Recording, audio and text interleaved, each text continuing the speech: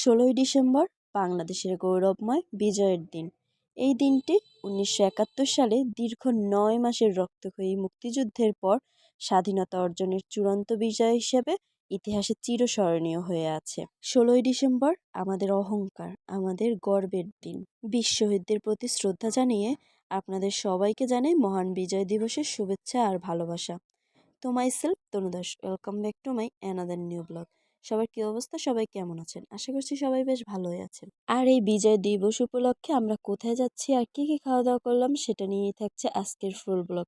আশা করছি আপনাদের ভালো লাগবে। তো চলুন দেখে আসি। এই তো আজকে আমরা বের হয়ে পড়েছি। তবে এই যে এর আগের ব্লগেও বলেছিলাম যে চকবাজার আজকাল মানে ঢাকার মতো অবস্থা হয়ে যাচ্ছে। দেখুন আজকেও ঠিক সেম। আজকেও রাস্তায় এত পরিমাণ জ্যাম ছিল, যেতে আমাদের অনেক সময় লেগে গিয়েছিল। আর দেখুন রাস্তার চারদিকটা কত সুন্দর করে সাজানো হয়েছে বিজয় দিবস উপলক্ষে। তো বলতে না বলতে এই তো আমরা চলে আসলাম আমাদের ডেস্টিনেশনে।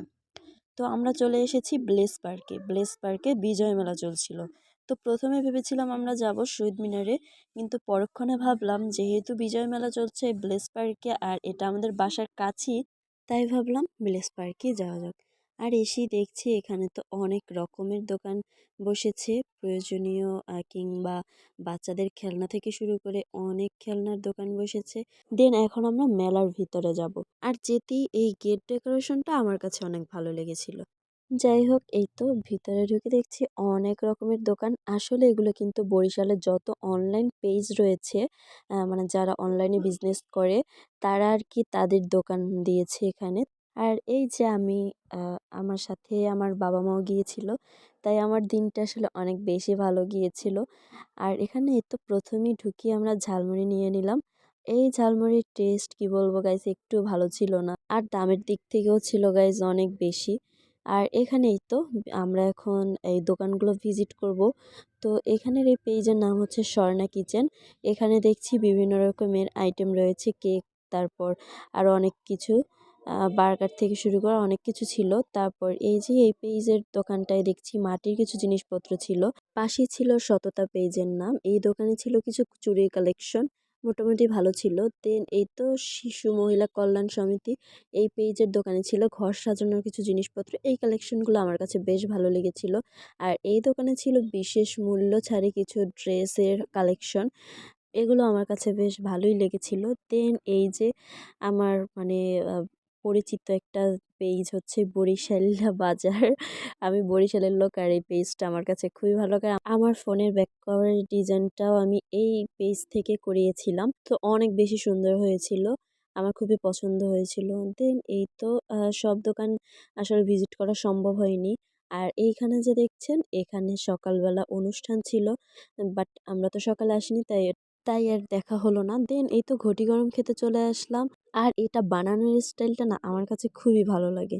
আর ওই যে দেখুন ওই পিচ্চিটা কত সুন্দর স্টাইল করে ছবি তুলছিল। পিচ্চিটা খুবই কিউট একটা পিচ্চি ছিল। আর এই তো আমাদের ঘটি গরম চলে এসেছে। এটার দাম বেশি হলো, এটা খেতে অনেক বেশি মজা ছিল, যার কারণে ভালো লেগেছে আর কি। আর এই তো আমরা তিনজন এই তো ঘুরছিলাম। আর বাবা মাকে নিয়ে ঘোরার মজাটাই অন্যরকম, তাই না বলুন গাইস? মনে অনেকটা শান্তি পাওয়া যায়। দেন আবারও কিছু দোকান ভিজিট করে নিলাম। এখানে এই কেকগুলো দেখে আমার কাছে ডিজাইনটা খুবই বেশি ভালো লেগেছিল, তাই একটু ভিডিও করে নিলাম। আর পাশের দোকানে ছিল চিকেন বার্গার থেকে শুরু করে আরও অনেক কিছু।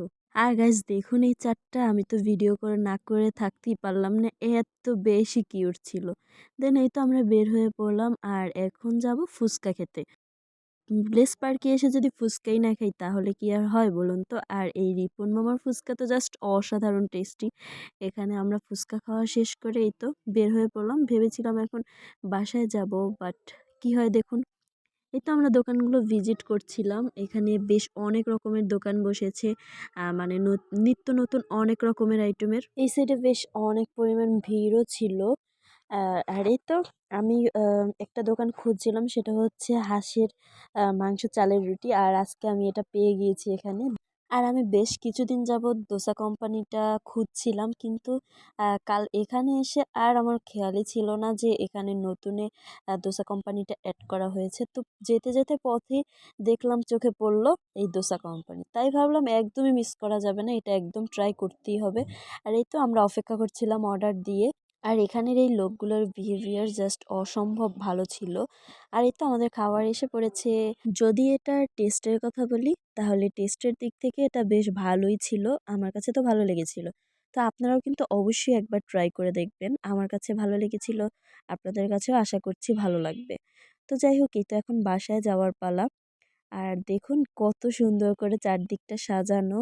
আর সামনেই হচ্ছে প্ল্যানেট পার্ক। এই পার্কের সামনেটা কত সুন্দর করে সাজানো। আর ওই যে দেখুন আই লাভ বরিশাল লেখা। Seriously I love Barishal.